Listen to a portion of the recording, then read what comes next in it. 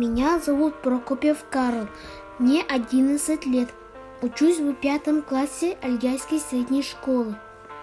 Как и большинство своих сверстников, я не знаю своего прадеда, участника Великой Отечественной войны.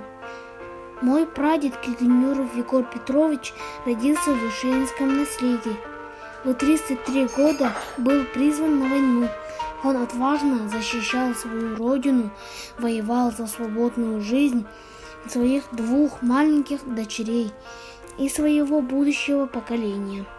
В 1943 году он пал смертью героя на поле боя.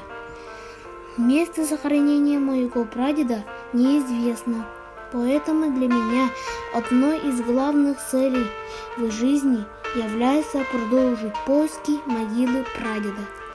Наша семья гордится прадедом. Я изучаю его жизнь и пишу о нем сочинения, статьи, участвую в разных конкурсах. В этом году я занял много призовых мест в НПК и конкурсах сочинений и надеюсь, что мои победы – это достойный подарок прадеду за его победу, и он гордится мной. Каждый год в День Победы мы с семьей обязательно чтим память нашего героя, перечитываем его письма с фронта в честь юбилейного года Победы. Я сделал фигурки танков из картона, конструктора, пластилина и организовал дома выставку.